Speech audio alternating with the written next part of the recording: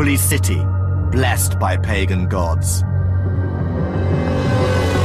Earthly capital of a glorious empire with a divine mission to conquer and rule.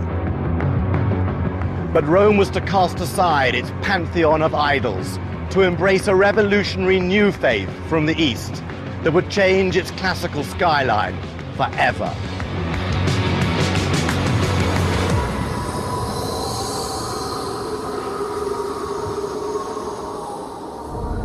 Personal salvation and the worship of one God eclipsed the gods of old.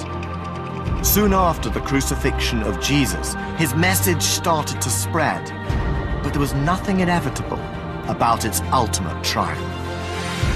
The followers of Christ were viciously persecuted. But the martyrdom of St. Peter gave Rome a new founding story and a divine mission for his successors, the popes. Rome became a vibrant center of Christian devotion, but it was the necessities of power that really decided its sacred destiny.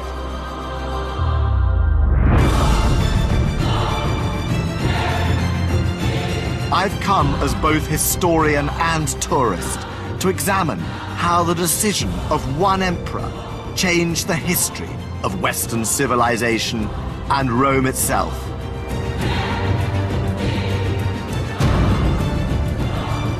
Its impact on the fabric of the city and on the lives of its citizens, nobles, and high priests. Abandoning paganism risked everything that Rome stood for, triggering confusion, violence, power struggles, and setting popes and emperors on a collision course.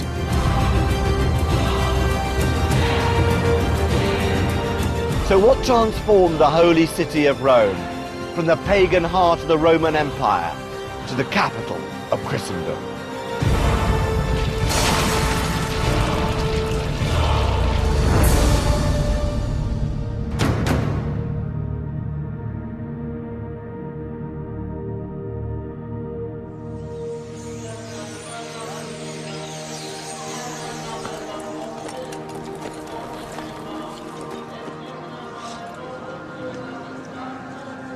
On the outskirts of Rome, a stadium once stood. Horse races were staged there to entertain emperors and citizens. But in 64 AD, the imperial racetrack became the site for a mass execution.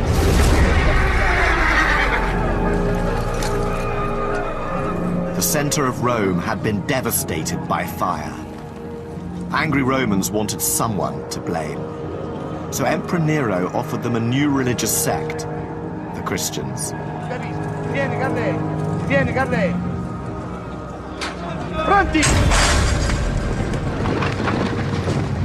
Some were torn to pieces by wild dogs. Others set on fire as human torches. And a few were crucified. Amongst them was Peter, a leader of the Christian mission in Rome, and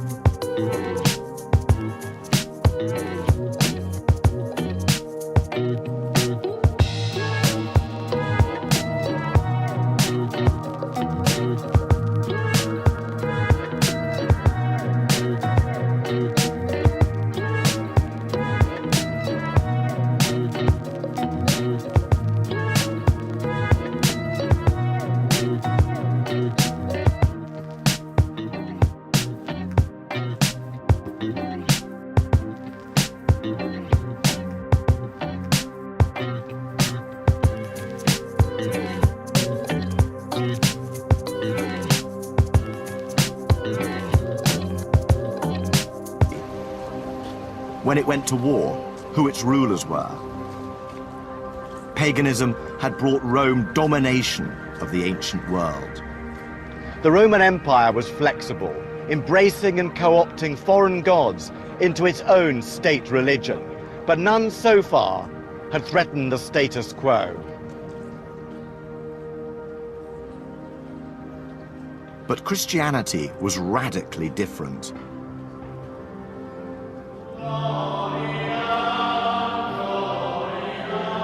Whereas paganism sought the goodwill and protection of the gods in this life, Christianity held out the promise of eternal life in the next world.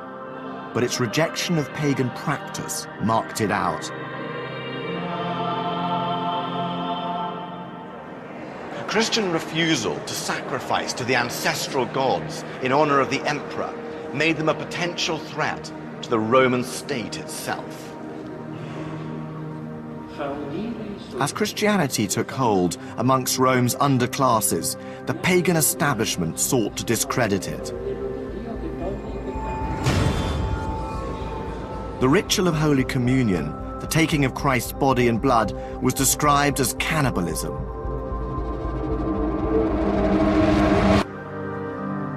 Yet, meeting in secret, the Christian community began to grow. Historian Alexander Ethers is taking me to one of Rome's remaining house churches from the 2nd century. What took place in private dwellings like this would sow the seeds of Rome's unique Christian future. So what was the early church in Rome really like?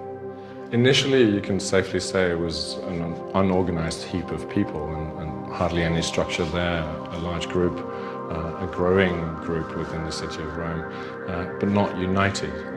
There are differences of opinion about how to worship, where to worship, and gradually, eventually, you have those single figures of authority rising to the fore, the bishop who can pull it all together. So where did the early bishops of Rome get their authority from?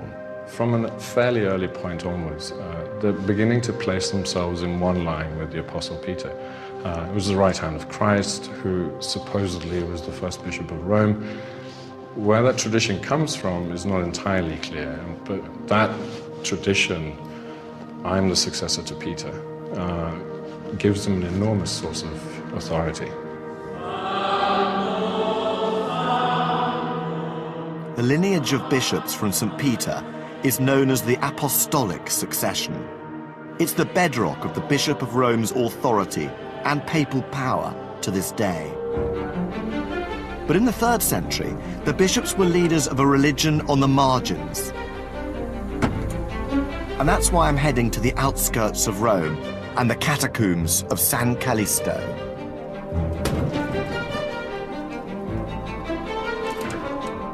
Deep within its maze of underground corridors, there's something hard to find and yet very important.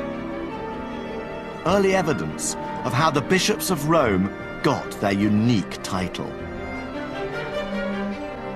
This reads PP, which stands for Papa or Pope, and it's the first example we have of an inscription that refers to the bishops of Rome by that title.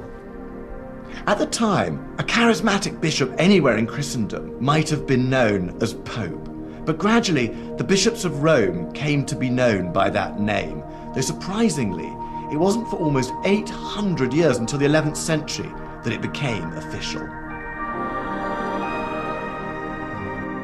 But there's something else down here that I really want to see. Some of Rome's very first popes were buried in these subterranean tombs.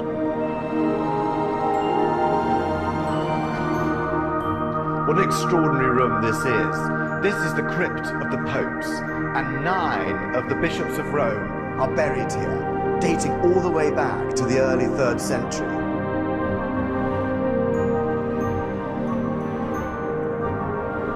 It's an extraordinary thought that these men were the leaders of Christianity right at the very beginning, long before the papacy became the office of power, magnificence, and wealth that we know today.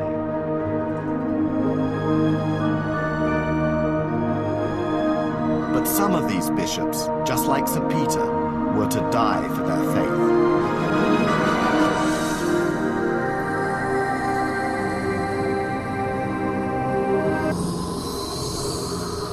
Sixtus II was celebrating Mass right here at the altar when Roman soldiers burst in. When they drew their swords, the entire congregation competed to offer themselves for the honour of martyrdom, at which Sixtus pushed himself forward, bared his neck, and begged them to take his head. The soldiers were happy to take him up on his offer. They beheaded him on the spot.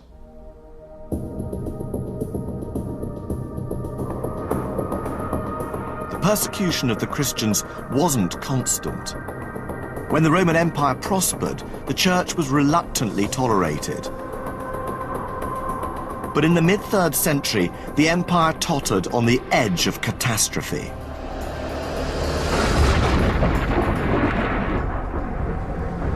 Rome faced 50 years of disaster, civil wars, invasions, and a bewildering succession of emperors.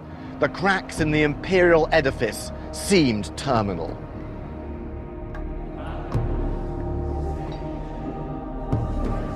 Some emperors believed that Rome was being punished for turning a blind eye to the Christians.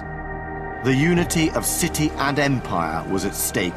Something had to be done. In 303, the Emperor Diocletian launched the bloodiest persecution to date.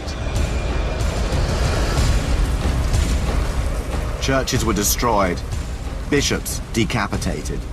The streets were awash with the blood of the faithful.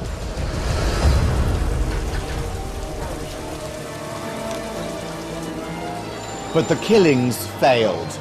The persecutions merely served to promote and advertise the faith of the martyrs. The flame of Christianity could not be extinguished. Diocletian's victims would forever leave their mark on Rome. And remarkably, one has been preserved to this day. This figure, one of the city's least known but macabre sights, appears to be a statue. But closer inspection reveals something far more spine-chilling. When at first you look at this, you think this must be a waxwork. But when you look a little closer into the slightly open mouth, you see through the open lips of a skeleton. And if you look at the hands on the outside, they appear to be wax. But look inside, you can see not just the skeletal bones of the real hand of the body, but actually the dry skin there too. This is the body of Saint Vittoria. The cruel deaths of the martyrs didn't destroy Christianity. Their stories kept it alive. But it was still just one of many religious sects on the edges of Roman society. Only the whim or faith of an emperor could change the course of history.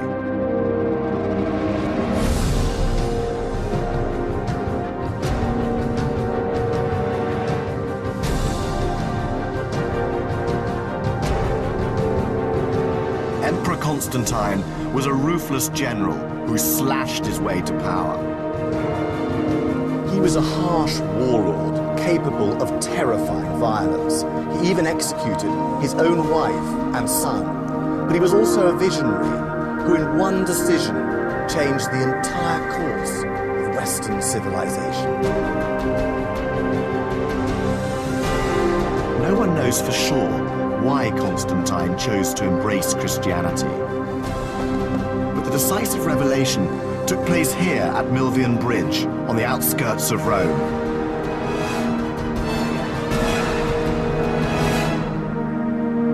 The overextended empire had been split in two, east and west. Rome was no longer the imperial capital.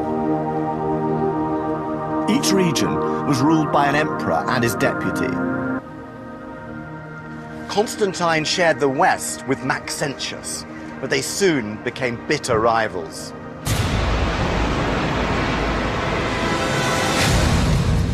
In 312, Constantine had cornered Maxentius's forces on the banks of the Tiber.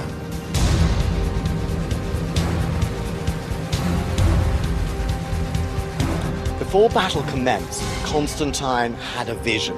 He saw the sign of the cross superimposed on the sun with the words, "By this sign thou shalt conquer." At the very last moment, he ordered his soldiers' shields to be emblazoned with the cross. Fighting under Christian banners, he won the greatest victory of his life. Constantine now saw Christ not as the crucified Lamb of God, but as a potent God of victory. He was about to turn his back on everything that had made Rome. Exchange the protection of many gods for just one. Overturn 1,000 years of Roman history and embrace the faith of persecuted radicals. But could Rome withstand this revolution? Constantine was willing to take that gamble. But while an emperor could change his religion overnight, Rome's pagan citizens would take longer. The arch built to mark Constantine's victory shows how controversial this change of policy was. This arch contains a surprise. If you look up here on line 3, you'll see that the divinity that Constantine thanks for his victory is subtly ambiguous. It could be either Christian or pagan. Constantine doesn't give thanks to the pagan god of war, but neither does he reveal his new faith. He uses a general term for divinity, divinitas, which was acceptable to both pagans and Christians.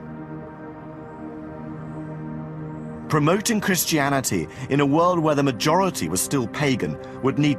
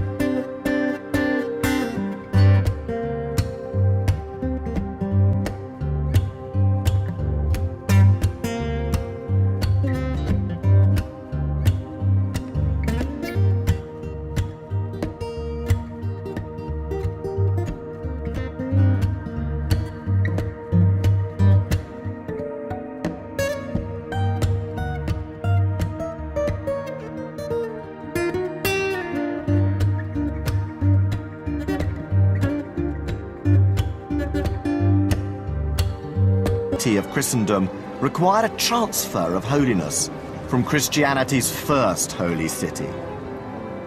Constantine dispatched his mother Helena on a pilgrimage to Jerusalem. Helena returned with a precious collection of Christian relics. And I'm just about to witness the most monumental treasure of them all.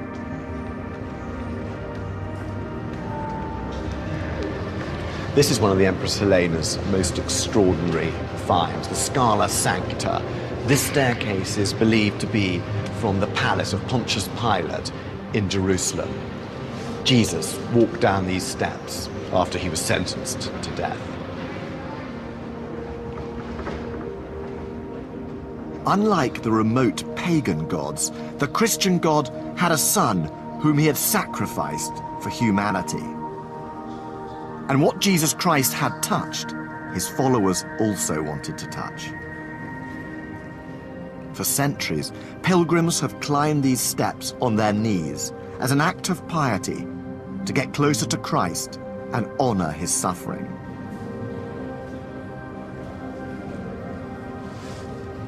It's not often in our secular age that you see a place of such intense, passionate devotion. But this tells you something about Rome as a holy city. A holy city is a place where God meets man. And that is exactly what these pilgrims are doing.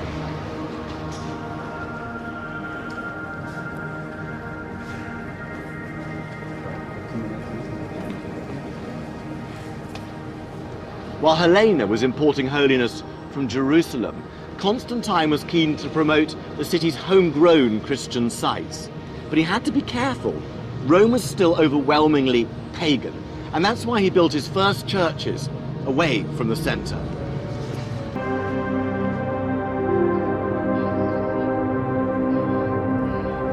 Constantine built 7 churches in Rome, but one took on supreme importance.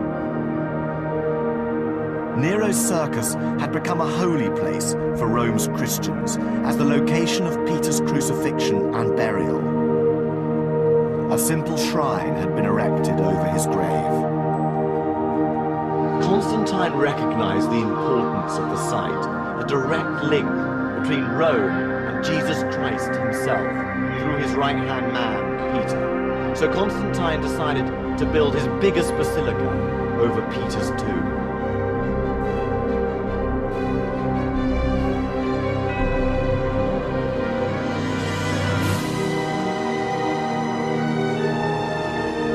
Constantine's basilica gave Rome's Christians a new focus for devotion. It stood for over 1,000 years until it was rebuilt during the Renaissance.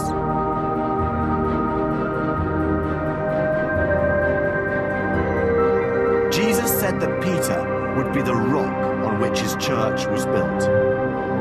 Constantine's basilica literally fulfilled that prophecy.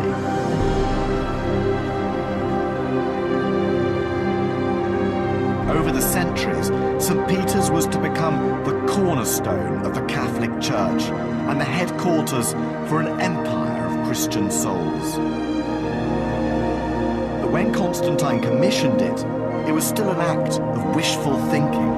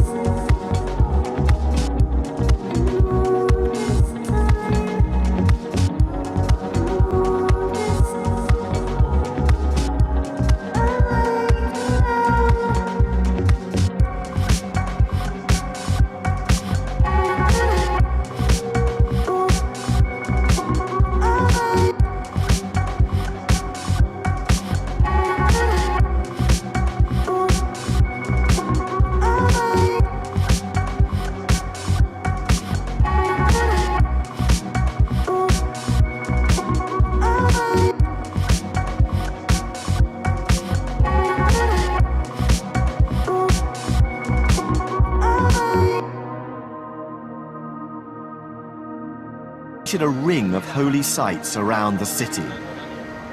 But Christianity faced a stiffer challenge in the center of Rome. Culturally, Romans were still attached to the rhythms and festivals of the pagan calendar, which promised feasting and fun. Christianity had to compete on a social level too. By a mixture of accident and design, the Christian calendar began to overlap with the pagan. St. Peter's birthday coincided with the Charistia, a pagan festival of banqueting and gift-giving. By the end of the 4th century, Romans could have 2 parties, one pagan, one Christian, on 14 days of the year. Some Christians even continued to participate in the shameless immodesty of the Lupercalia fertility festival, running half naked through the streets while whipping girls with strips of goat hide. To persuade Rome's citizens to fully embrace Christianity, Damasus turned his gift for propaganda to the city's greatest spiritual asset. Damasus had claimed Rome for St. Peter, and now, cleverly, he claimed St. Peter for Rome. St. Peter had been martyred in Rome, and therefore he was a Roman citizen. And this gave his direct heirs, the bishops of Rome, special authority. By commandeering St. Peter's legacy for the city, Damasus asserted Rome's primacy in the wider church and enhanced the status of Christianity at home.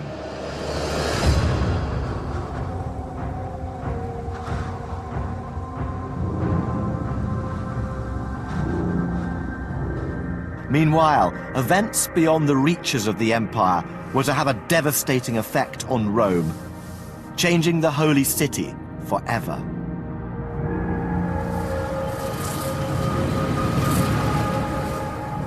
By the beginning of the 5th century, barbarian tribes were on the move. The Huns migrated into Central Europe, displacing the Germanic Goths, who became refugees on the borders of the Roman Empire. Defenseless and hungry, the Goths were forced to trade their own children for food, but the Romans sold them dog meat. Tensions reached boiling point, and the barbarians mobilized. With the Western Empire weakened by dynastic infighting, the Goths, under their king Alaric, made a bold move. Rome was no longer the imperial capital, but it was the symbol of empire. Bewitched by its faded glories, Alaric wanted a share in its majesty. But what he really wanted, like every barbarian, was to be a Roman. Alaric besieged Rome and tried to cut a deal. He wanted land for the Goths to settle. Rome's elite, inheritors of an illustrious past, refused to meet the demands of impertinent barbarians. Alaric's response was chilling. The thicker the grass, he said, the easier to scythe it down. His dagger was at the throat of the Western Empire, but still no compromise could be found.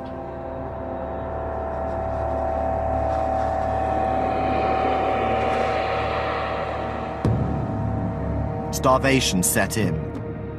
The Romans couldn't bury their dead inside the city walls, so putrefying bodies littered the streets.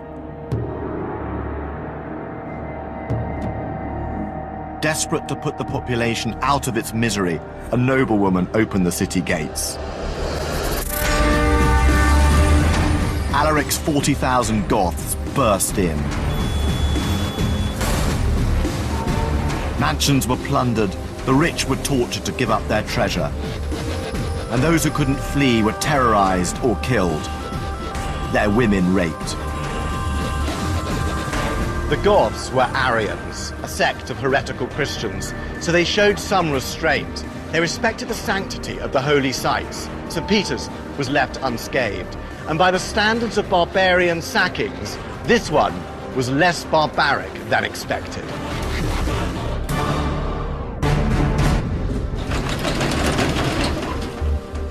Nevertheless, the psychological effect of the sacking was shattering.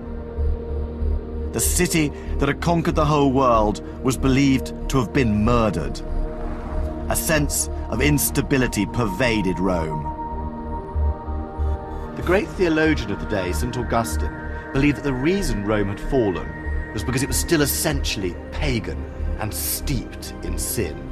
The kingdom of heaven was the only salvation. The imperial city was doomed.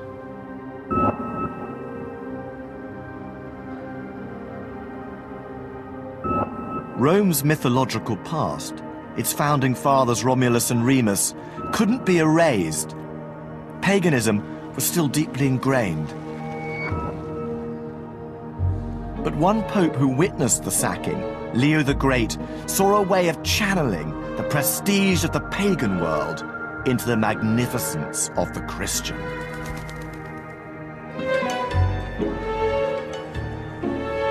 To find out how Leo shaped the Christian identity of Rome, I'm meeting historian Michel René Saltzman. Michel, how did Pope Leo promote Christianity in a city that still had such a strong classical Roman tradition? Leo was very proud of the Roman tradition in the pagan past. He's the first pope to actually mention Romulus and Remus and to take pride in the Roman Empire in one of his sermons. But a better empire, a stronger empire, a greater empire resides with Christ. And so he is very involved in maintaining the physical fabric of the city, but as a Christian center. So what was Leo's personal relationship with St. Peter? Leo felt very intimately connected to St. Peter. Of course, every bishop could claim that their authority comes from Peter, the very first bishop of Rome. But Leo makes it a very intimate tie. In his ordination sermons, he talks about Peter's spirit almost living through him. And I think it's very telling that when Leo is buried, he is the first pope buried in St. Peter's. So that tie, that intimate tie, lives on forever. Leo had exploited the unique link between Rome and St. Peter to mobilize the Christian spirit of the city. But it was also a reminder to the wider church that bishops of Rome were the ultimate authority in Christendom. And this new confidence was reflected in the center of the city. In just over a century since the time of Constantine, the pagan city was now infused with the spirit of St. Peter. Pristine, lavishly decorated churches overshadowed the temples to the old gods. Rome now had the skyline of a Christian capital. One god, one credo, one pope. But with spiritual authority concentrated in one figure, Rome's fate was now bound to one man. A good pope could lead the holy city to further glory.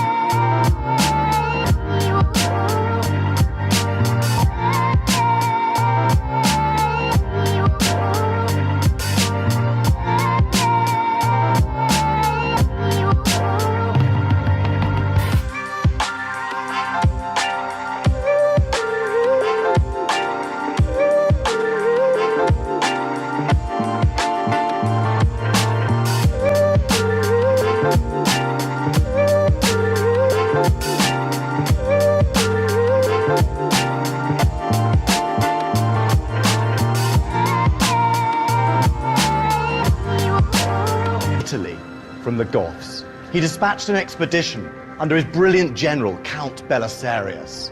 In a remarkable display of military virtuosity, Belisarius, with just a few thousand men, captured Rome.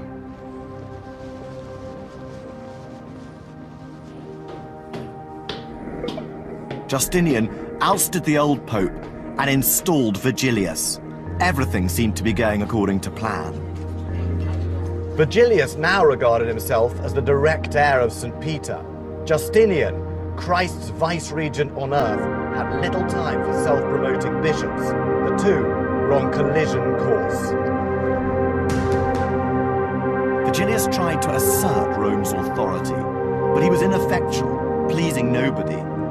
Eventually, Justinian's patience snapped. He kidnapped the Pope and sent him back to the east. As the Pope's boat left the Tiber wharf, his reputation was in tatters. The crowd threw stones and yelled insults. Vigilius was even more humiliated in Constantinople. He called a council of bishops, but it descended into a brawl. Vigilius sought refuge in the palace church.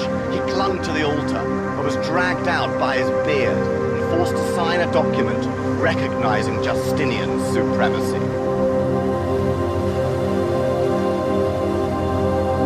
Justinian's attempt to harness Rome's holy authority had all but destroyed it. The papacy had hit its lowest point, and the city would follow.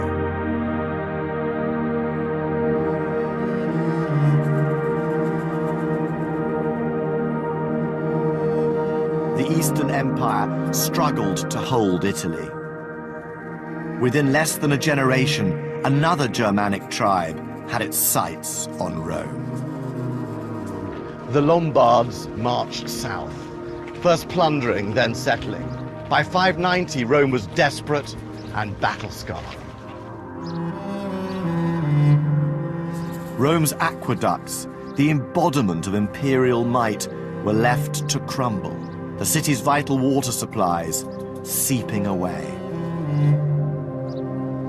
Impoverished and starving, its population reduced to 90,000. The once glorious capital was now just a beleaguered outpost on the fringes of empire. Rome needed a new hero, and the Pope was the only and last person who could save the city.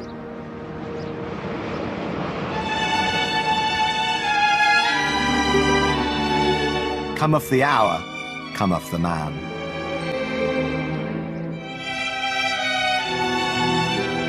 Gregory was a super-rich aristocrat who had already served as city prefect, in effect, mayor of Rome.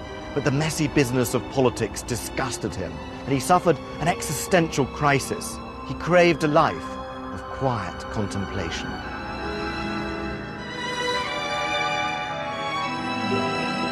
Resigning his city post, he withdrew to the family mansion here on the Caelian Hill, which he converted into a monastic community. A church dedicated to Gregory, Gregorio Magno, now stands on the same site. And his spirit lives on in the custodians of the church, the monks of the Camaldolese order. Freed from the stresses of public office, the years spent in prayer and reflection here were the happiest of Gregory's life. This is said to be Gregory's monastic cell, but there's a feature of this room that a lot of visitors miss. That's behind this grille. If you open it, look inside, there's just room in there for a small man to sleep. This is a very serene place, and it must have seemed as if Gregory would never return to the dirty world of power and intrigue. But Gregory's seclusion was short-lived.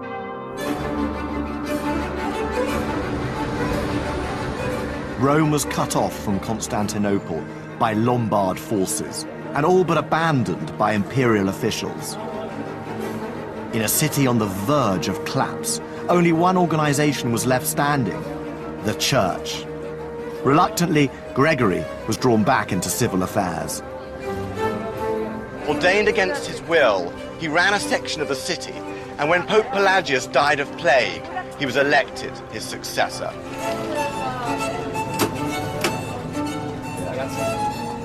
Gregory took charge of running the city, and he proved to be brilliant at planning, finance, and diplomacy. He bought a truce with the Lombards and paid the wages of the military. Buongiorno. Pizza prego. He donated his estates in southern Italy and Sicily to the church and used them to feed the hungry Romans.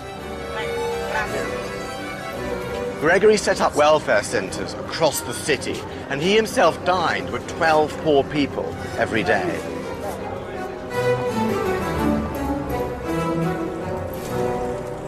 Gregory had expanded his religious power into the realm of political authority, but he had set his sights much further afield. No pope before had seriously thought about taking Christianity into faraway pagan lands. When he was a young deacon, Gregory had seen some fair-haired Anglo-Saxon boys at a Roman slave market. When he was told they were Anglo-Saxon, he said, "They're not Angles, they're angels." Now he was keen to expand papal powers and convert new peoples. He dispatched a mission to England that was remarkably successful. At Christmas 597, 10,000 Angles were baptized as Christians. Gregory's missionary successes made Rome the holy city of the West. Pilgrims from Europe's northern territories came in their thousands. The religious gold rush was intensified by the ever stronger belief in the sacred power of martyrs' tombs and relics. Guidebooks from the period ignore Rome's classical monuments, directing visitors instead to Christian sites associated with the lives of the martyrs.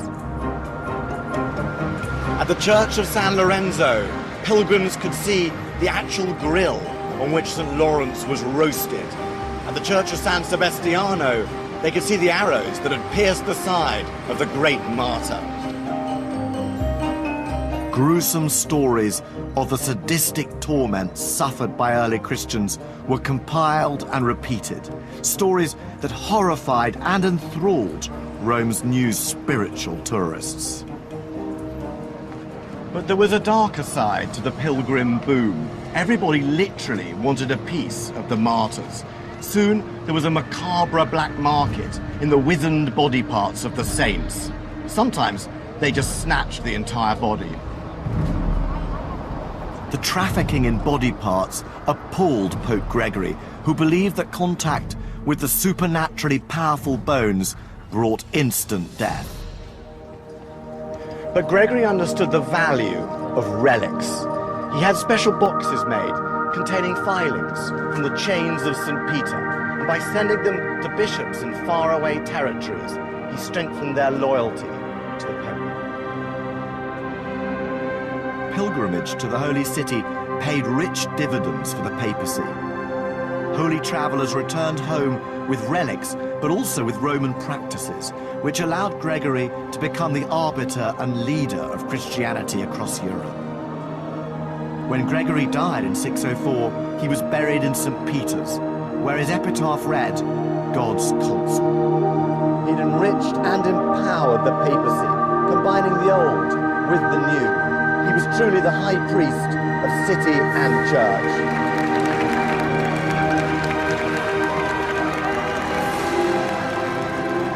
The Pope now headed the most influential organization in Western Europe, and Rome was its power base. The modern papacy, as we know it, was taking shape.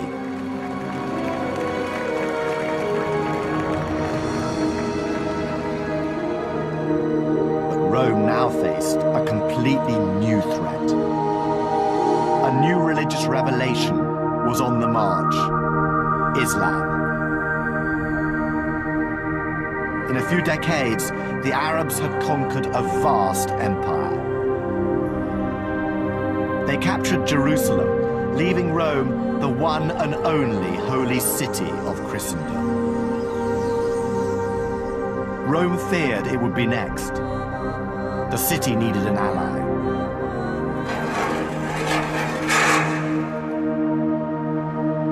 Charlemagne, king of the Franks, was a gifted soldier-statesman who had conquered much of Western and Central Europe. But he aspired to the highest crown of all, Roman Emperor. As a devout Christian, he craved Rome's stamp of approval. But he didn't need to conquer Rome. Rome would come to him. On the 25th of April, 799, Pope Leo III was near here on his way to the church of San Lorenzo in Lucina when he was ambushed by armed retainers of the previous pope. They tried to gouge out his eyes and slice off his tongue. Pope Leo needed Charlemagne's protection from his rivals and from the threat of Arab and Lombard invasion. And Leo could offer Charlemagne the one thing he didn't already have. There was a story told in this fresco that Pope Sylvester had healed Constantine the Great of leprosy. Sylvester's reward was Constantine's conversion to Christianity. But that wasn't the only thing that Constantine was said to have given the Pope. Pope Sylvester is in firm control. He's sitting on his throne, and there's the Emperor Constantine, kneeling and compliantly surrendering his crown to the dominant Pope. This account was a complete fabrication, but it allowed Leo to invent a new tradition, the power of popes to anoint emperors. On Christmas Day 800, Charlemagne arrived to celebrate Mass in St. Peter's. He knelt down before the tomb.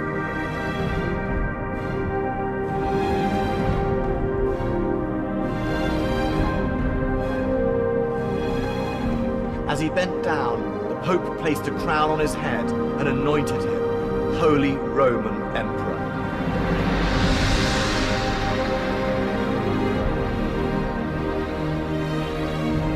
The new imperial alliance seemed to increase papal authority and protect Rome. But actually, it was flawed from the start. The popes believed that they were the ultimate source of political and religious authority, so only a pope could crown an emperor. But the emperors believed that they were the supreme power, so an emperor could appoint the pope, whose job it was to crown him. The deal didn't live up to its promise.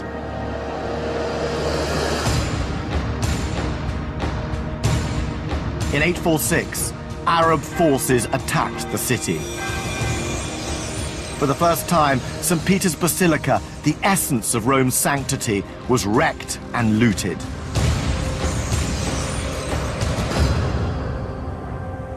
When the raiders had gone, Pope Leo IV put his faith in something more solid.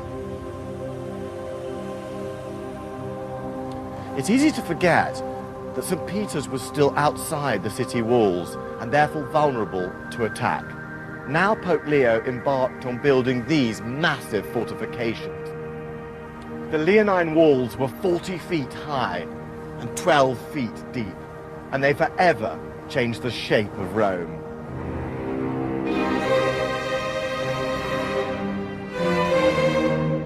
The source of Rome's divine power was now not just sanctified, but fortified.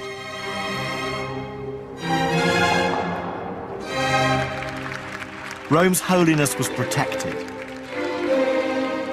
only for it to be poisoned from the inside. As the political power of the popes had grown, their position became highly sought after.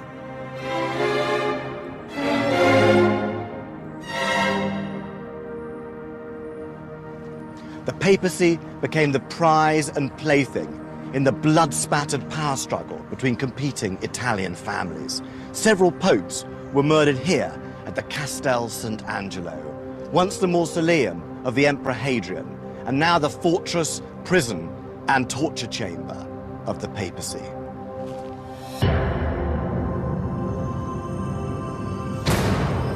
The popes became power-hungry players in the savage scheming of Italian politics. and their abuse of papal authority dragged the Holy City into its darkest period yet.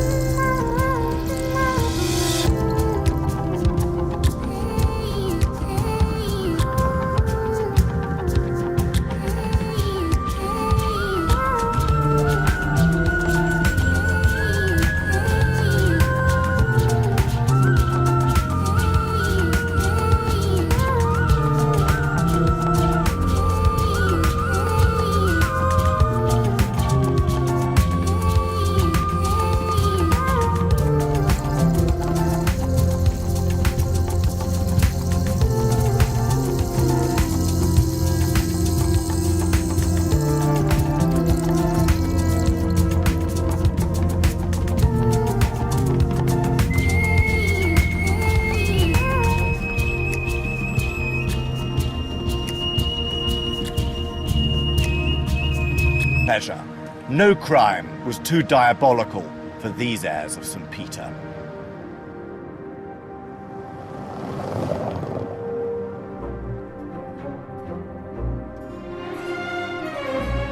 In the early 10th century, the papacy became dominated by one aristocratic family, the debauched and merciless house of Theophylact.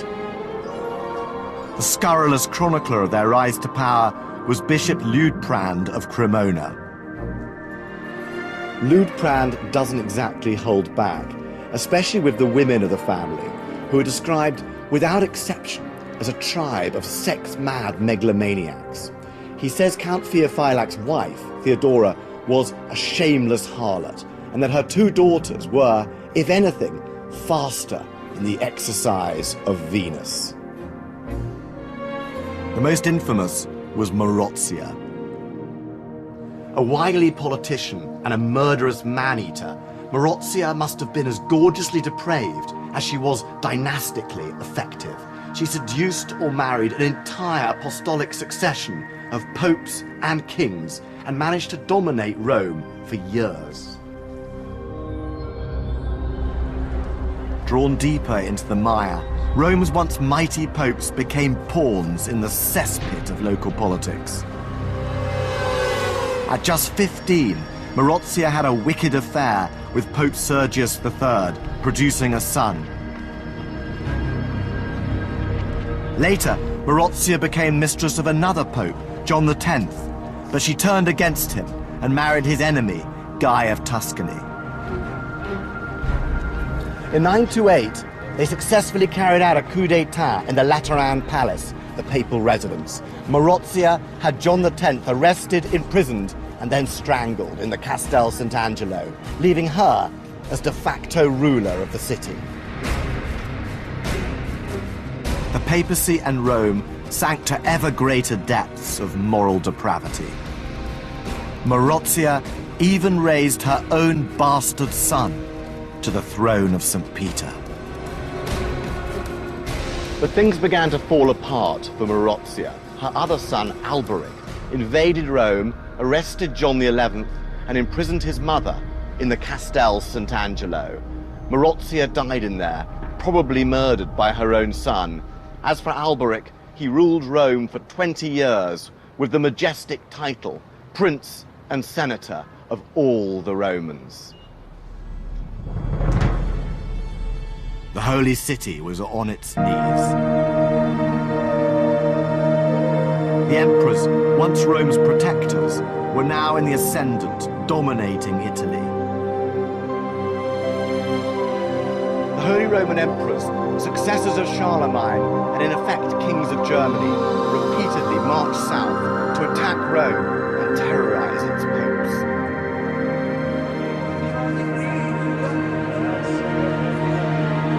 Only a few popes had the strength to fight back by reinvigorating papal authority and the sanctity of the city.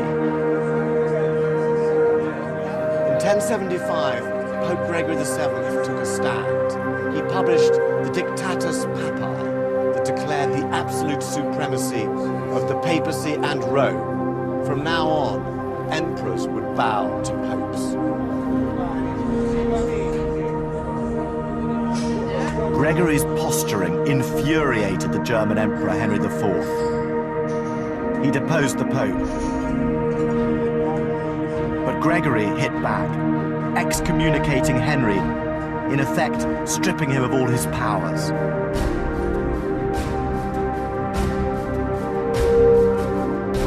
The toxic relationship between Pope and Emperor had ignited, and Rome was its victim.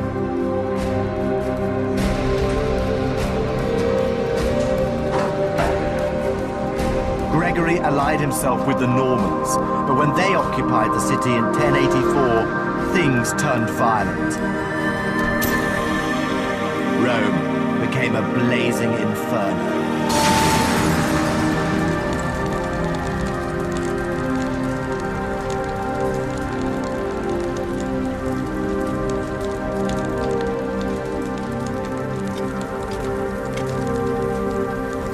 Years earlier, a pagan emperor had burned Christians alive and crucified St. Peter.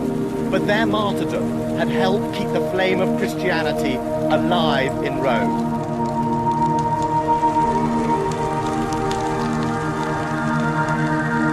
Constantine had taken an underground religion and staked all of Rome's glory on its success. Now the ambitions of a pope had brought ruin on the holy city. The popes were to abandon Rome altogether and seek the protection of the kings of France. It seemed like the end.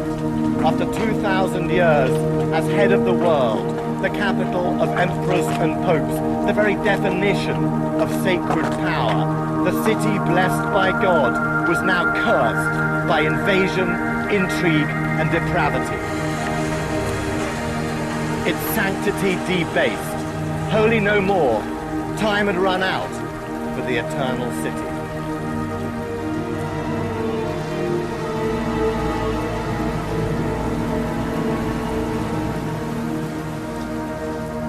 Next time, Rome rises from the ashes. How the debauchery and avarice of the Renaissance transformed Rome into the city we see today.